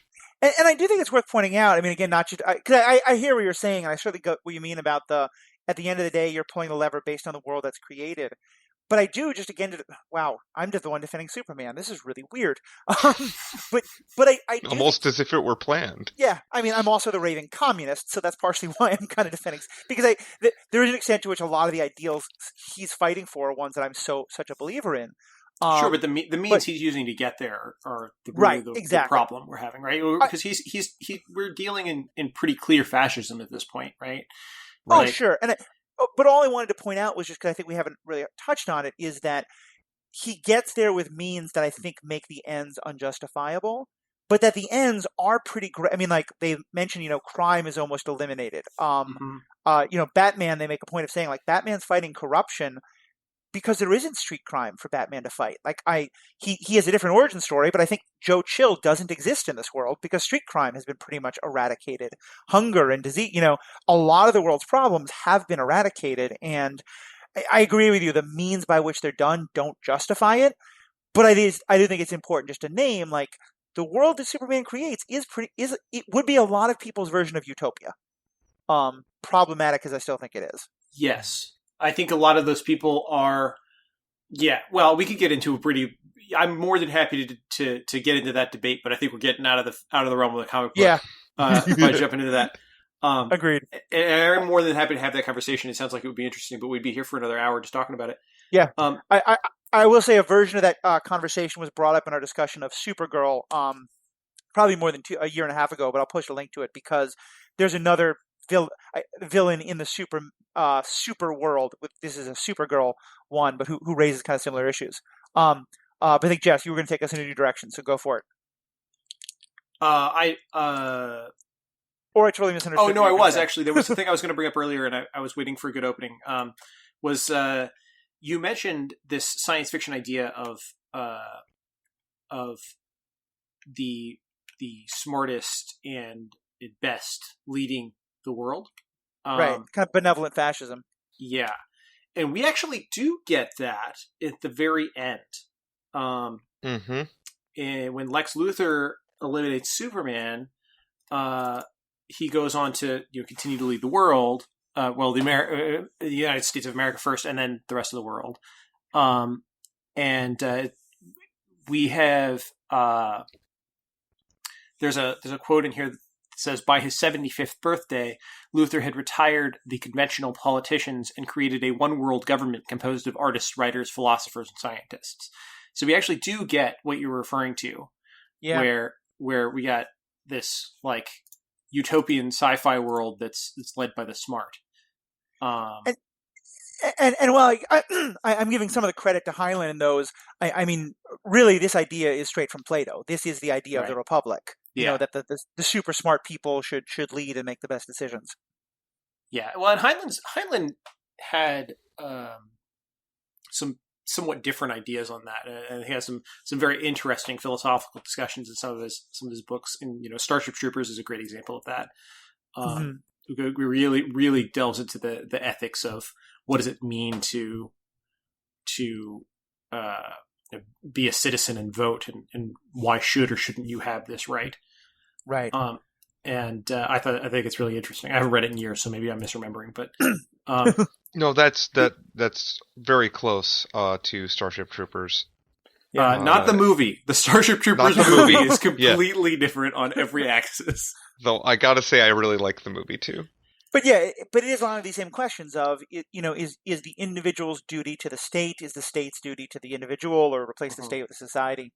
I want to ask one last sort of smaller question, and then let's dive into this thing we keep teasing about with Brainiac and Lex Luthor and how Lex Luthor wins the debate. But we've talked about how there isn't really much of a Justice League. There's a couple of characters, and clearly part of that is for narrative, summary. Right. But do you think obviously in all those stories, Superman is the first one, and there's some extent to which Superman kind of inspires the rest. If you're asking sort of why isn't there the rest of the Justice League in the United States, is that just because for narrative's sake we didn't want to go into that, or do you think there is the authors are positing the idea that without a Superman, many of those other superheroes might not have emerged in the United States? Well, I do think it changes the narrative significantly if they exist as a counterpoint to Superman, because the story is that Lex Luthor is controlling all of the different things that are geared against Superman, or at least has influence in them. And for him to have in the United States a Justice League would detract from one or the other. One of them would be Right. You either have the Justice League being controlled by Lex Luthor, which is probably not where we want to be for storytelling purposes, or you'd have them kind of taking away from Lex Luthor's story, and his story is kind of important to the opposition to Superman here.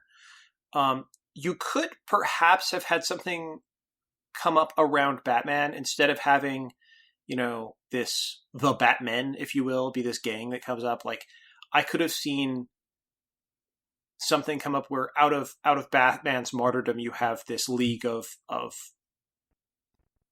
extraordinary gentlemen. Yeah, a league of extraordinary gentlemen. A league of there's people that are coming up and saying, "Hey, that's not right," and that inspiring something. I think that would have been an interesting take on the Justice League. Right. But I think it's mostly just a narrative question of like, how would you fit them in to this already jam-packed world in these 3 issues. I would really love to revisit this world. I think that frankly, if Batman hadn't died in that moment, having him be the leader of a rebellion against the Superman's communism would have been a great long-term series. Yeah. But for example, we're introduced to the character of a billionaire kind of not a billionaire who likes to sort of pull people's tails in Oliver Queen, but there's never any indication that he's the Arrow. We have and I think you're right. I kind of want there to be some sort of larger point about Superman's role in inspiring other heroes, but I think you're right. This is more about the combination of the narrative and also this idea that Lex Luthor is so in charge of it that he probably wouldn't really give room for other non-aligned superheroes to emerge. So, yeah, it's fair. Although, I do think it might have been interesting to explore a Justice League that's basically a puppet organization run by Luthor. But here again, all of this would have required more issues, more, right? Because I wouldn't want to take anything out of this to replace it with that. Right? I would have wanted to just prolong the story. I don't know. You could have taken the panel where Superman's playing chess out. I would have been okay with that. Yeah. You think so? It does also highlight, though, and tell me if you guys disagree, but if Superman has gone through this real flip of being from an individualism to communitarianism, Lex Luthor certainly is not a stand-in for every individual do their own thing. Am I right in that? Because it's certainly he wants to do his own thing, but he wants to direct everybody else below him just as much as Superman does. So now you're bringing in, I think you're about to touch on something that is a key point we really haven't even talked about, which is that Lex Luthor and Superman both represent the same thing in these societies, and that is individual exceptionalism. And Superman is not every man. Right. And neither is Lex Luthor. And both of them succeed because of it. And so in that way, they're very similar, right? Mm-hmm. And I think you're right. Lex Luthor's not, standing up specifically for individualism, but individualism definitely suits his needs because he is exceptional. Right.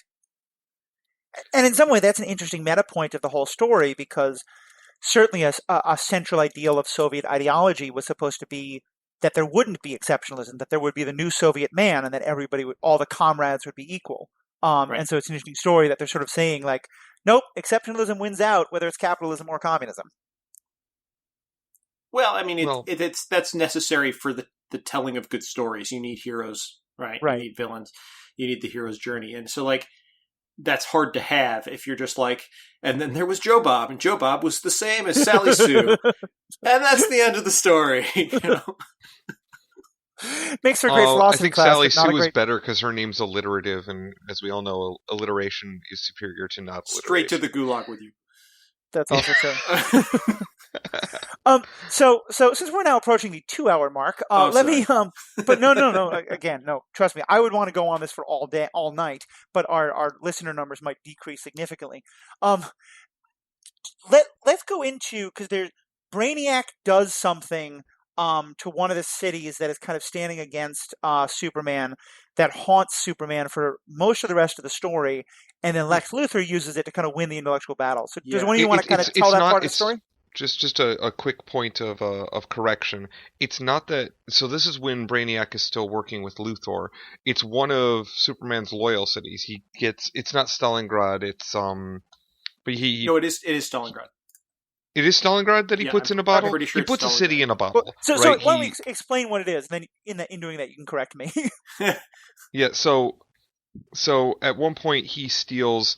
Brainiac basically takes the entire city of Stalingrad and makes it very small and puts it in a nice little glass tube, right? Right.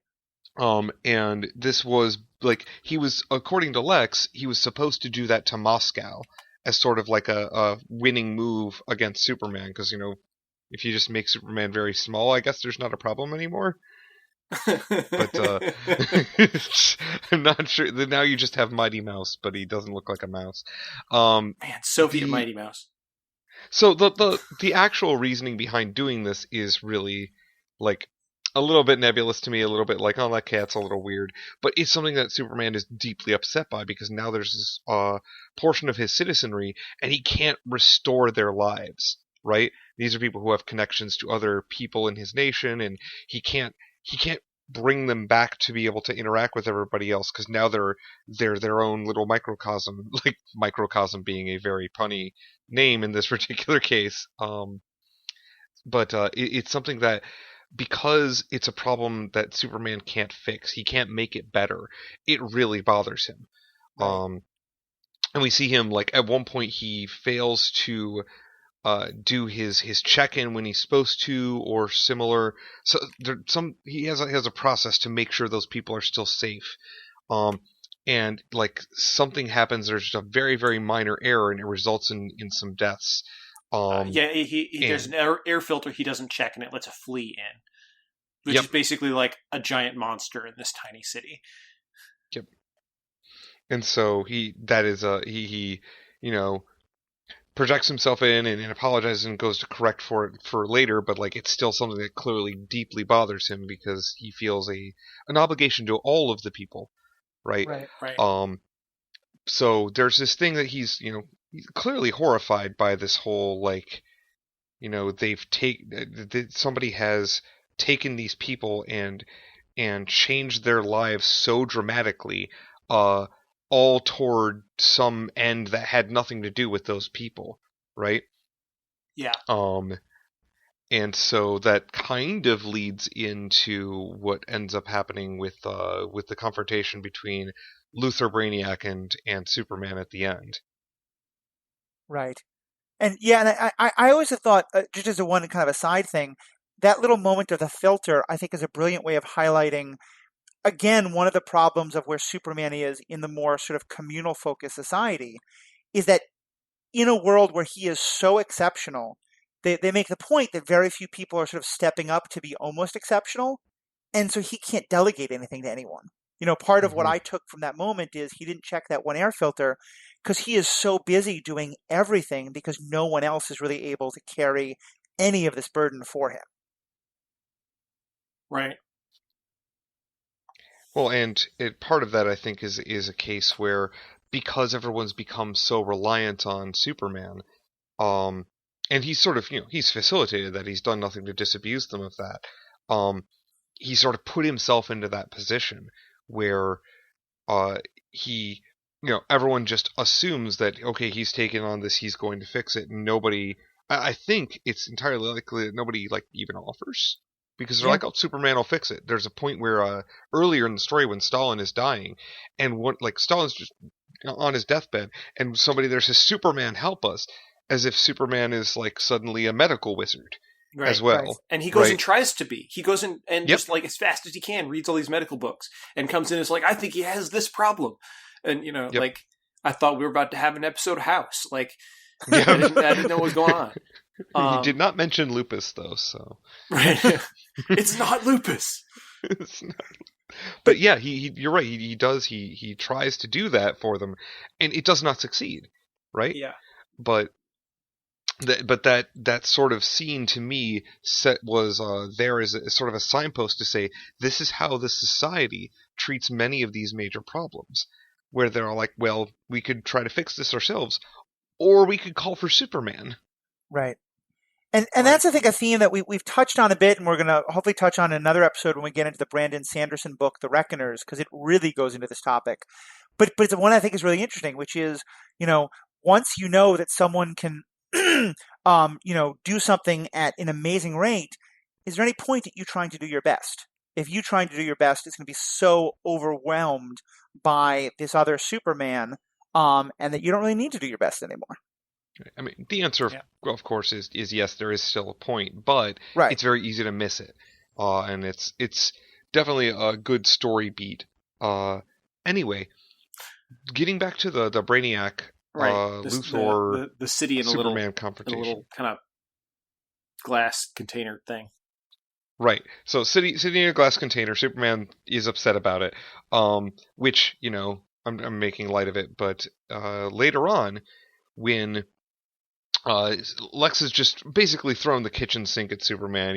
He's fought through the Green Lantern Corps. He's fought through Wonder Amazons. Woman. Yep. Yes, the Amazons from Themyscira, who end up being allied with Lex. In part, I think, due to Diana's feeling of betrayal at what happened with the Batman trap. Right.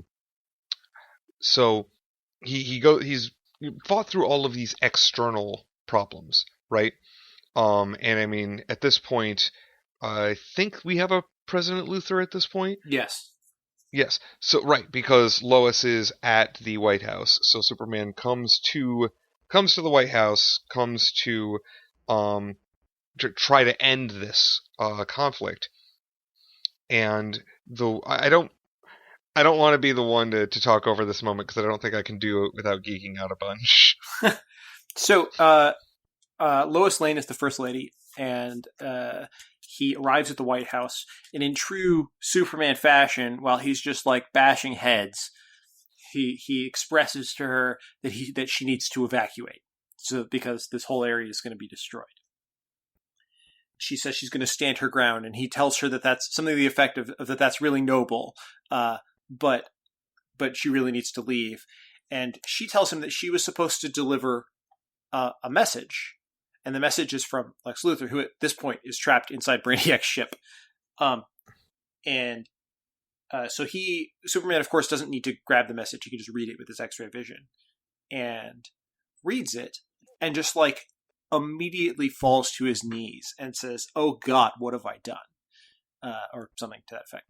And so Lois is just like, what does it say? And she reads it, and like, she grabs it, opens it up really fast, and reads it. And what it says is, "Why don't you just put the whole world in a bottle, Superman?" Or something to that effect. Oh God, it's so good. And it's basically, he has this realization that what he is doing to the world by finally agreeing to just take control of everything, right? Is just forcing. He's doing exactly what Brainiac did. He's just forcing everything to be the way he wants it to be. He's just putting, just taking this one little section of it and forcing it to be who he wants it to be. And it's no different than that city in a bottle he's trying to take care of. It's just a worldwide scale. And he realizes that he, an outsider, an alien, shouldn't have the right to do that. Which is, this part was very impactful for me because it was a great example of Superman's core values. Right. So here's a case where if he was really buying into it, he would say, but the good that I have done, the good that these choices are making is worth the cost of admission. And instead he goes, nope, I've done a bad. I can't do this anymore. I think that speaks to what we said at the beginning of the episode, where he was talking about why he didn't want to lead the party. Mm-hmm. When he was just like, I shouldn't get to make this decision just because I have these exceptional abilities, just because I have this privilege of being different. And then he goes against that. And at the very end, we see him just being like, oh, wait, I shouldn't have done these things just because I have the ability to. Well, and here, this kind of ties into, what I think is one of the most brilliant parts of this story is that it shows how not only do the best parts of Superman, come to light, no matter which part of the world he's in, but that his flaws do as well. Because, and this kind of leads into the last big question I wanted us to talk about. Jess, are you familiar with the Kingdom Come story?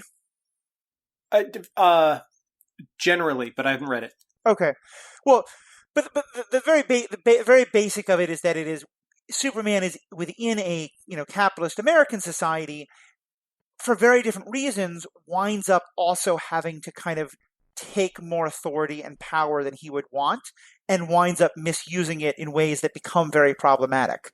And I love that in both of these stories, for completely different reasons and from completely different directions, what you wind up at the end of the day is that Superman does best when he can use his power to serve the ideals and goals and agendas set by others. And then in both cases, once he becomes sort of, both judge, jury, and executioner, that's when he really kind of goes off the rails. Jacob, did you have that same kind of observation in terms of looking at these two stories together? Yeah, the big parallel for me was the Superman robots, right? The people of the state, the people who were dissidents being controlled to toe the line was very, very similar to the re-education camps that are in Kingdom Come for the renegade superheroes. Same kind of thing, that like he's a very versatile hammer, but he's still a hammer, and he still only looks at problems as if they were things a hammer should hit, whatever those are called. It does make me wonder. Is that right? Yeah. It does make me wonder to what extent the authors of this had Kingdom Come in their mind when they were writing it, because it is a very different story, but in some ways very, very similar, especially, like you said, in the directions it gets to. Yeah, that makes sense. I'm probably going to go read that now. I haven't read it before. I highly recommend it. It's, I think, still my favorite graphic novel. There's a lot to talk about there. And we already did that, of course. We already did an episode on Kingdom Come. Okay. Which is why we're talking about it now, because I made Matthew read it so that we could talk about it. It does have one fatal flaw. Superman and Diana get together, which again violates the OTP. But otherwise, it's a very good story. This is a pretty common theme you're going to be disappointed in. Yep. I know. Like I said, it's one of those things where, your canon is always the only true canon. For me, I think I learned about all these things my Superman was the Gene Hackman, Lex Luthor, and Christopher Reeve Superman. Right. So that's what I'll always. But then for me, the Justice League world that always comes from the animated show. And Jacob, so that this is more to you, to Jess. But then the last question I'd kind of pose to you is, when Superman goes bad, which one do you think is worse, Kingdom Come Superman or Red Sun Superman? Kingdom Come Superman's worse. Yeah? For sure. How come? Definitely. Well, so remember, when confronted with what has happened, with the outcome of what he's done, with the culmination of all of the bad things, Kingdom Come Superman almost kills a bunch of people. And then has to be stopped by an everyday man who says some words to him and convinces and talks him off the ledge. This one goes, I have done a bad, and then goes and does one last thing to save the world. Yeah. Right. Yeah, I think that's a... Go ahead, Jess. I was going to say that may have been, like I said, in order for him to come out as the hero, he needed something to fight at the end, right? That hammer needed something to hit. Right. Yeah, I think I would definitely see it the same way. I think as scary as this Superman was, I think it's in part because this Superman, his primary goal is making things better for people. In Kingdom Come, his primary goal is stopping others from doing bad things. And it's just that kind of difference of, is your goal to build up something or is your goal to tear something down? I'm almost always going to see something. I'm always going to be on the side of the person who's wanting to build something up, even if I think the thing that you're wanting to tear down is terrible and awful. Mm-hmm.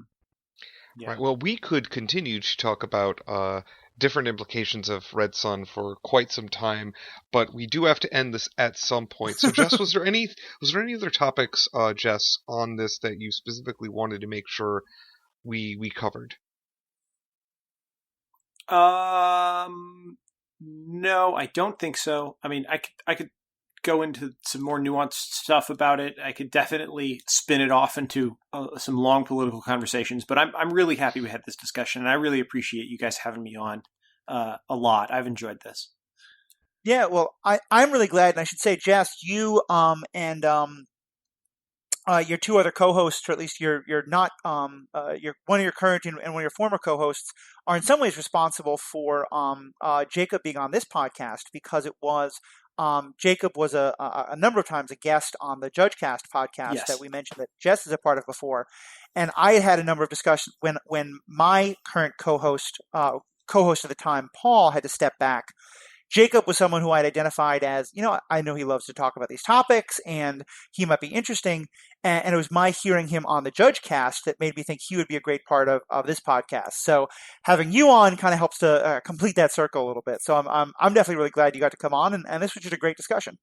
Well, thanks, Jess. Now I have a bunch of extra work to do on a bi-weekly basis. I can relate. But no, seriously.